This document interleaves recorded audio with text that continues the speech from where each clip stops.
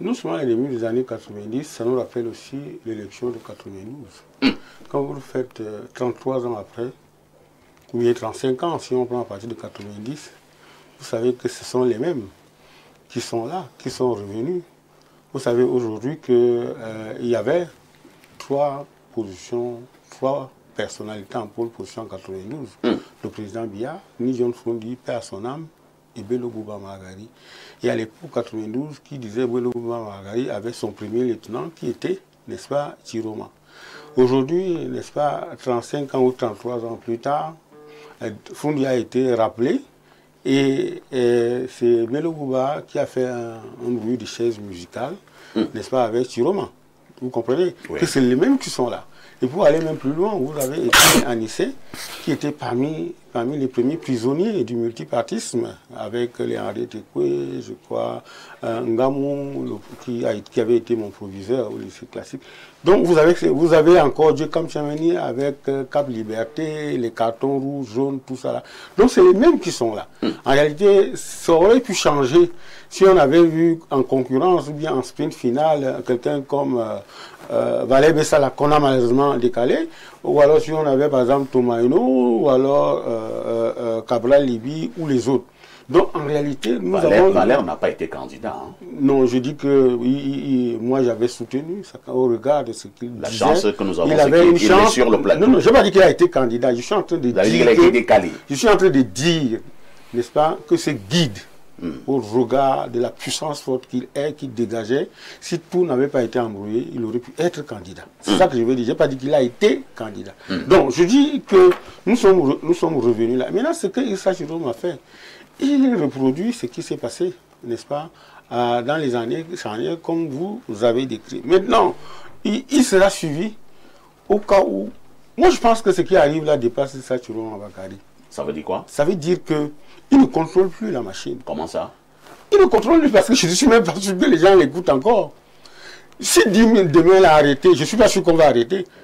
Et justement, c'est parce qu'on a l'arrogance, on a l'impertinence, l'insolence de ce qui entoure le chef d'État, qui jusqu'à maintenant ne comprennent pas ce qu'on disait du sage.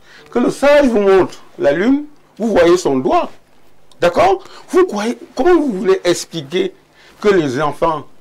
Vous savez, ça là, ça ressemble étrangement aux émeutes de la fin de 2008. Et vous vous souvenez de ce qui s'est passé en 2008. Le président de la République a dit, comment n'avons-nous pas été capables, nous, de regarder ça et d'arranger cette situation. Donc quand j'entends Onangini parler de la surenchère, je me dis, mais est-ce qu'il vit dans ce pays?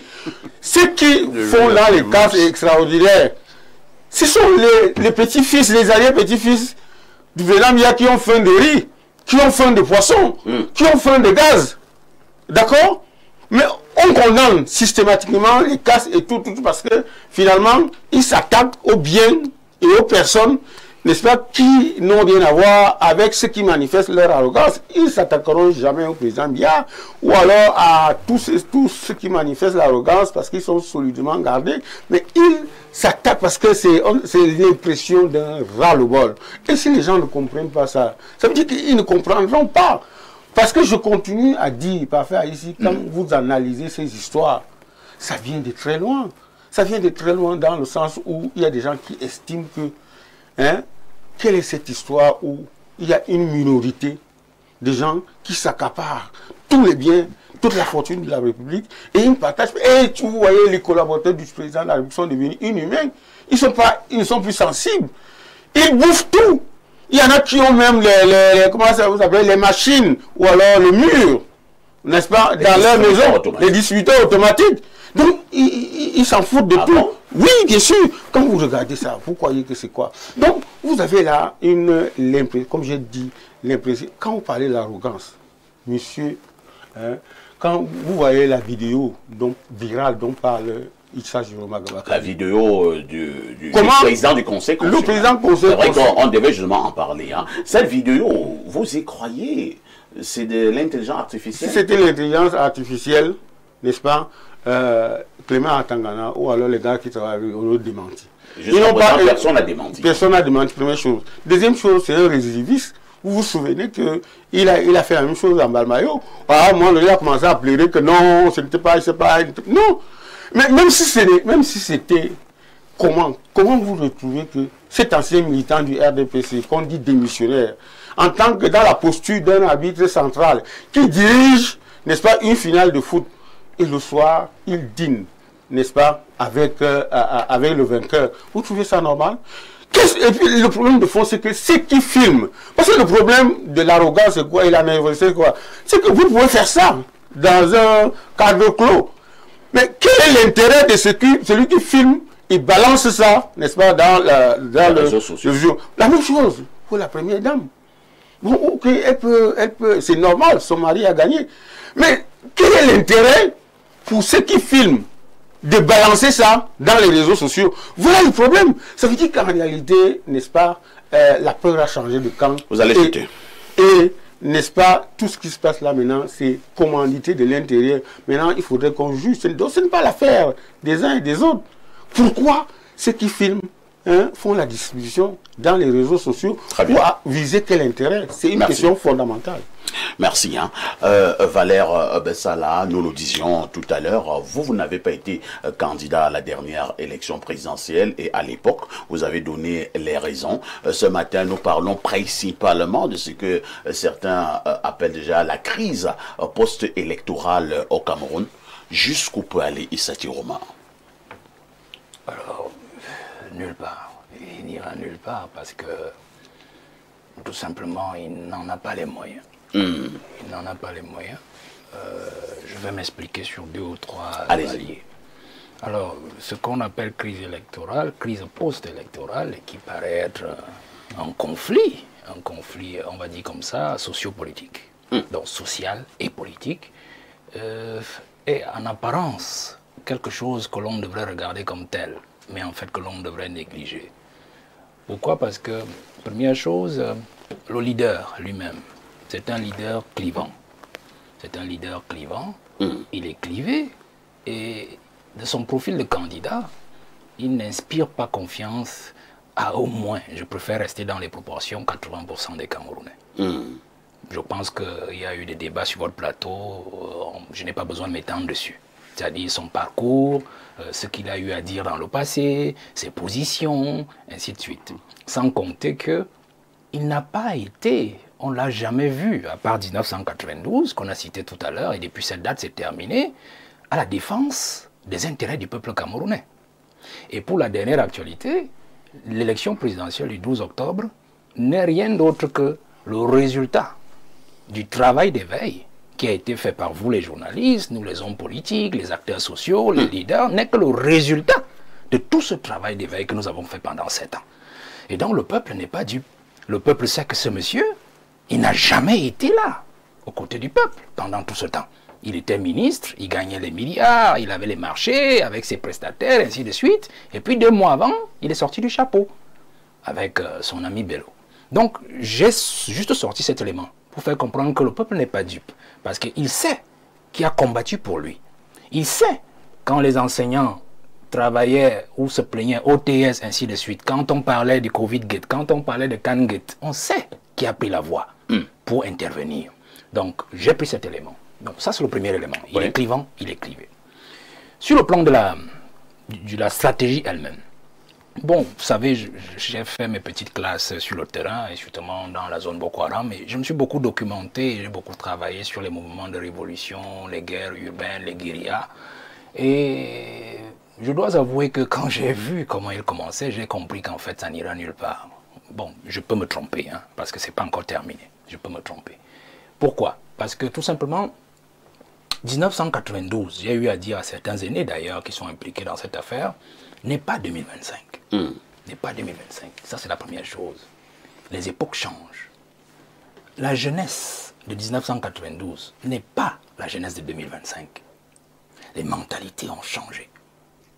Les intérêts même se sont mués et se sont mélangés. Comprenez? Parce qu'en 1992, je pense que le président venait de publier 5 ans avant ou 6 ans avant son pour le libéralisme communautaire, où il parlait justement des replis identitaires qui étaient un problème pour notre ascension.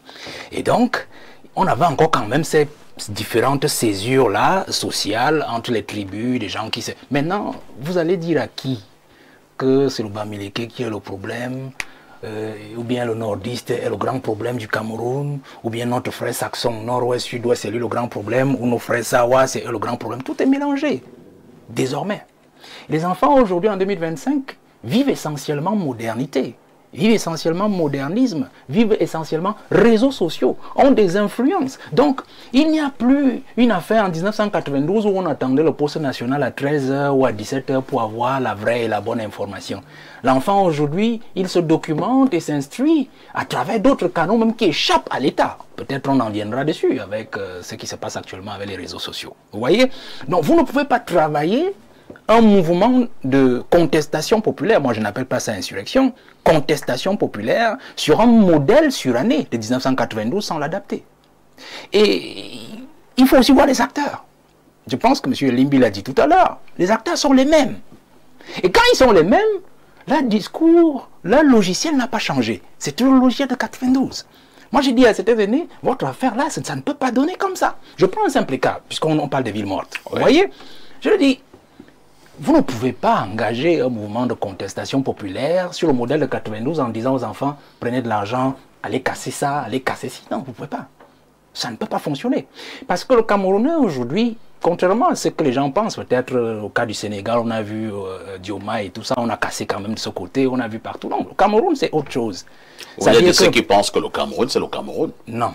Je suis de ceux qui pensent qu'une contestation populaire doit être construite sur les prétentions, les attentes et sur la psychologie du peuple. Les peuples ne Avez-vous l'impression que le peuple n'est pas avec Dioma? Le peuple n'est justement pas avec lui. Nous parlons de cette contestation parce que la méthode n'est pas bonne. C'est ça que je suis en train de dire. Vous aurez préféré quelle méthode? Lorsque vous voyez le Camerounais aujourd'hui, dites aux Camerounais, moi je leur ai dit tout simplement, vous voulez une contestation populaire réussie. Je prends un simple cas et rapidement pour continuer à l'autre élément. La psychologie du peuple veut quoi?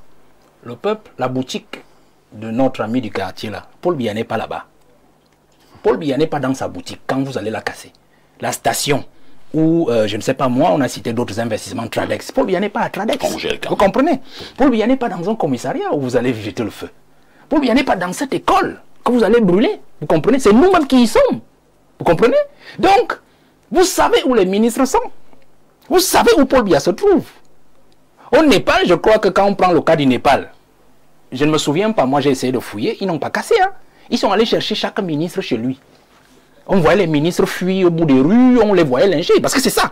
Je dis, quand vous orientez... Vous avez une méthode très brutale. Hein. Je suis en train de vous prendre un exemple pour vous montrer que quand la révolution est mal orientée, c'est-à-dire que le peuple veut le changement, mais vous orientez la révolution contre le peuple lui-même, pour chasser quelqu'un qui est la cause de tous les problèmes. Il y a un problème, il ne peut pas vous suivre. Vous comprenez ce que je dis? Je comprends. Parce qu'aujourd'hui, sur les villes mortes qu'ils réclament, vous demandez des villes mortes.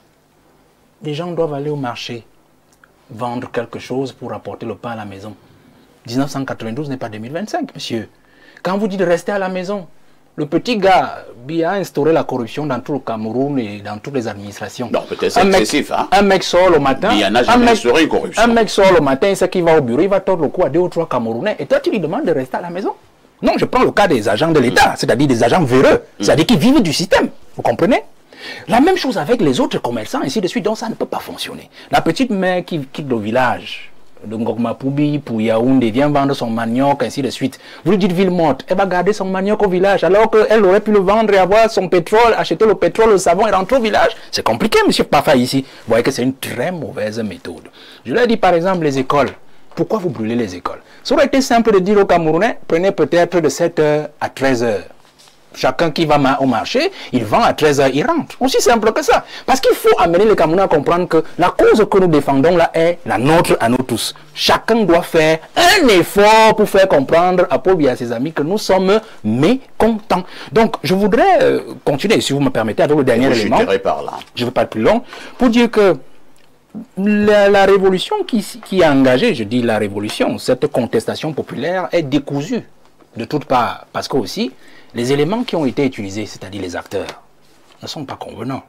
C'est-à-dire que j'ai vu, on s'est retrouvé dans une affaire d'enfantillage. Vous voyez, vous êtes dans les réseaux sociaux, il y a un côté des bambins, qui vous donnent des informations à tout vent, alambiquées, et d'un autre côté, bon bref, qui défendent celui à qui on aurait arraché l'élection. Et puis il y a d'autres bambins de l'autre côté qui vous disent, mais on s'est retrouvé dans une affaire d'enfantillage. C'est-à-dire que vous vous attendez à une communication institutionnelle où un ministre de la communication joue effectivement son rôle, personne ne répond. Abonné à ça. Vous voyez plutôt un monsieur qu'on devrait bâillonner, celui qui se dit être le shérif, il continue avec des communications, des messages qui en fait instillent encore le peuple, excitent le peuple encore à l'énervement, vous voyez, mais on laisse la communication à des bambins. Donc ils ont quand même fait le job hein, de chaque côté, parce que je dois avouer que si on a eu ces mouvements de casse et ainsi de suite, c'est parce que aussi ceux qui soutenaient le candidat Chiroma ont réussi à lever les foules, et ceux aussi ont réussi à faire asseoir les foules et à garder les foules à la maison, du moins à connaître la vérité. Donc je crois que je vais m'en tenir à ça pour dire que ce mouvement de contestation n'a pas les moyens, parce que je sais que ce que j'ai eu suivre et que je suis aussi par d'autres canaux, ils ne peuvent pas tenir longtemps. Ils ne peuvent pas tenir longtemps. Il y a une désorganisation, il y a un défaut de préparation aussi dans cette affaire-là, il y a un défaut de compréhension même de ce genre de mouvement et de son implémentation sur le terrain.